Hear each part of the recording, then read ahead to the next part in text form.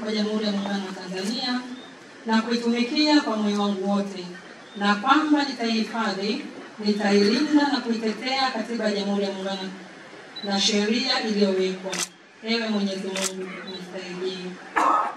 Kiapo cha pili ni kiapo cha utumishi. Mimi Jubilate Winnie Lauo naapa kwamba nitaitumikia kwa uaminifu Jamhuri ya Muungano wa Tanzania na rais wake katika kazi ya mkuu wa wilaya. Ewe Mwenyezi Mungu unisaidie. Kiapo cha kuhifadhi siri.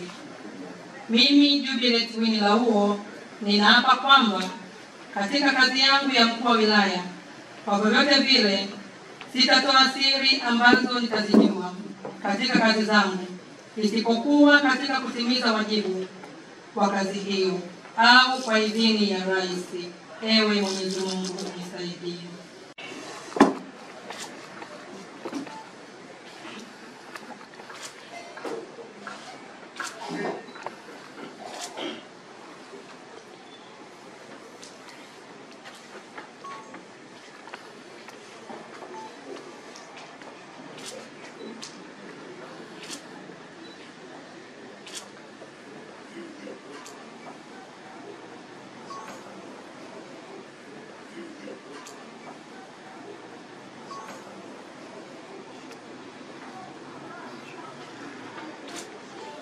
Sasa kazi za ukuu wa wilaya, Mheshimiwa Jubilate, ni kazi ambazo zina mambo makubwa matatu. Jambo la kwanza, mkuu wa wilaya ni kusimamia usalama. Ndio maana anaitwa mwenyekiti wa kamati ya usalama. Ndio wajibu wa kwanza. Kwa hiyo ili uonekane umefaulu katika kazi yako, la kwanza ni kuhakikisha usalama upo katika eneo lako la kazi. Ndio wajibu namba moja wa mkuu wa wilaya. Wajibu wa pili ni kusimamia maendeleo. Sasa maendeleo yako kule kwa mkurugenzi kule, ndiko kwenye mafungu ya maendeleo. Sasa usimamizi wa maendeleo maana yake ni kusimamia miradi ya maendeleo inayoletwa kwenye halmashauri yako. Usimamizi wa maendeleo ni kuhakikisha kwamba fedha zinakusanywa na zinatumika kikamilifu. Hakuna maendeleo kama hakuna matumizi ya fedha. Kwa hiyo mkuu wa wilaya mzuri ni yule ambaye atasimamia miradi ya maendeleo. Akiona hapa fedha imeliwa, asimame mstari wa mbele kuchukua hatua. Akiona hapa kuna dalili za ufujaji wa fedha, adhibiti kabla fedha haijafujwa. Akiona halmashauri yangu haina mapato, ahakikishe amesimamia kuhakikisha kwamba mwaka hauishi bila halmashauri yake kuwa imefikia malengo ya mapato. Tathmini ya sisi viongozi wala huhitaji kutumia nguvu kubwa kumpima kiongozi. Unapimwa hapa tu, amani ipo, amani hakuna, wewe umefeli. Maendeleo yapo, miradi ya maendeleo haiishi. Halmashauri haikusanyi mapato, lakini halmashauri haina nidhamu. Kila mtu ni kabale, mdogo ana ndevu, mkubwa ana ndevu, haijulikani wanaingia saa ngapi ofisini, wanatoka saa ngapi. Hapo tunasema kiongozi anayesimamia wilaya hii ameshindwa kutimiza wajibu wake. Lakini la mwisho, kero za wananchi ni kitu muhimu sana. Namna ya kushughulikia kero za wananchi. Sasa hapa observation yangu kwanza, kero haziishi bali zinapungua. Atakaye kuambia kwamba kero za wananchi zitaisha, muongo. Siku kero na changamoto na matatizo yanapoisha kwenye maisha, kwenye dunia, ndio siku hiyo hiyo wewe umemalizana na dunia. Ukifanikiwa hili, changamoto hii itaibuka. Ukimaliza hili, linaibuka jambo jingine. Migogoro yani haiwezi kuisha, bali inatakiwa kupunguzwa na kudhibitiwa isiibuke migogoro mipya. Inaishaje wakati watu ndo wanazaliwa?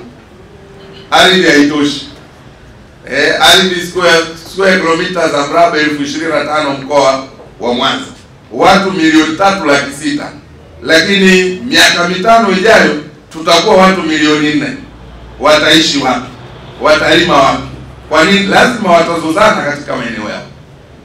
Lakini kiongozi hodari ni yule ambaye migogoro anaidhibiti, haanzishi mipya, lakini anashughulika na kero ambazo zinawazunguka watu wake. Lakini pia kuna kitabu kinachoitwa Leaders Eat Last. Viko vingi, ukisoma unapata knowledge ya namna ya kuongoza watu. Leaders Eat Last. Sasa hapa haina maana kwamba tukawaibie wananchi, lahash. Ukisoma sasa content ya kitabu kama hiki, unaambiwa kiongozi kwa tafsiri tu ya haraka sema leaders eat last, kwamba tunatarajia wewe ule mwisho, lakini maana yake kwamba unawatanguliza kwanza, unaoongoza wafike kule Kanani, halafu wewe sasa ndio unasema nimeridhika, sasa ninaweza hata kwenda kufanya shughuli nyingine. Wewe ni kiongozi, watu wanataka kukufuata. Sasa kuna viwango vinne vya namna watu wanavyoweza kukufuata. Kiwango cha kwanza kinasema position leader. Position leader maana yake ni nini? Yaani huyu ni kiongozi anayefuatwa na watu kwa sababu ana nafasi.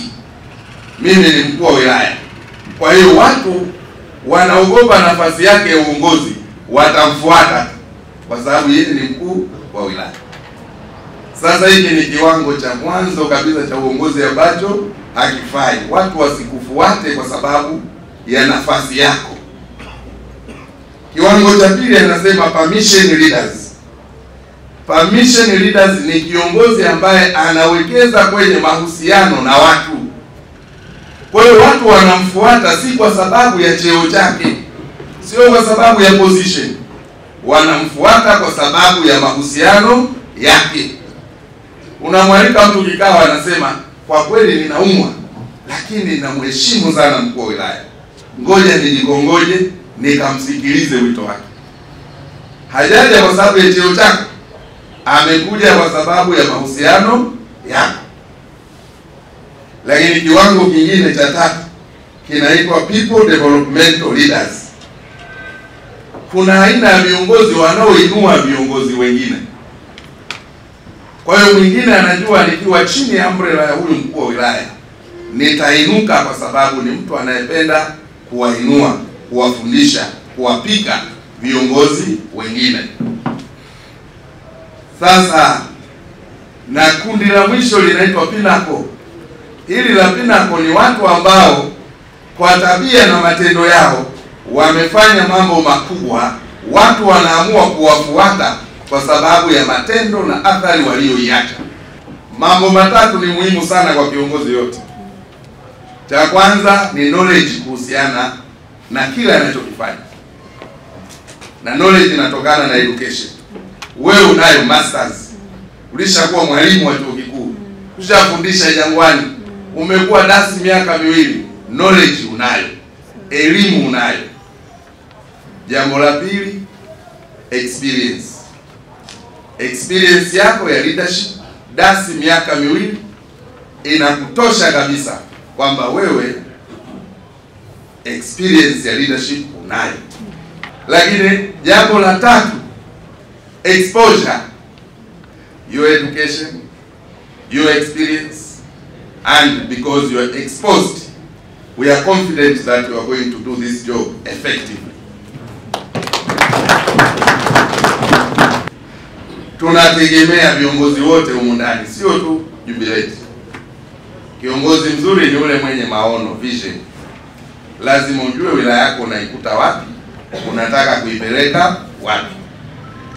Lakini kiongozi mzuri ni yule mwenye ujasiri, ana confidence, anasema jambo hili nikilitekeleza impact yake kwa umma itakuwa kubwa. Lakini anajikuta haungwi mkono na yoyote. Lakini kwa kuwa wewe unajua dhamira yako kwamba watanielewa polepole, baada ya utekelezaji wa hii jambo wataniunga mkono, kuwa na ujasiri wa kuhakikisha kwamba yale unayoyasimamia maono yako unayafikisha mwisho. Lakini maamuzi, kiongozi mzuri ni mwenye maamuzi. Sasa whether maamuzi haya yanawafurahisha watu au yanawaudhi watu, lakini lazima ufanye maamuzi. Sasa maamuzi nayo yakusudia hapa ni maamuzi bora na sahihi. Na ukiyafanya maamuzi sahihi na bora, kipo kikundi cha watu watachukia. Walikuwa wanaibia hela halmashauri, wewe umekwenda umevunja huo mtandao kwa kufanya maamuzi sahihi, kusimamia rasilimali ya umma. Unafikiri watakufurahia? Lakini kulea wengine, nenda kawalee walio chini yako, ili na wenyewe wakue, wawe mkuu wa wilaya au zaidi yako. Kwa sababu wewe huwezi tu kuongoza wananchi. Kiongozi anaongoza wananchi na viongozi wenzake. Kwa hiyo wewe lazima uende ukawaongoze wananchi, lakini na kuwaongoza viongozi wenzako. Sasa viongozi wenzako watakuwa na migogoro wao kwa wao, na wewe lazima uavoid wewe kuwa na migogoro nao, ili uweze kuwasaidia wao wanapogombana.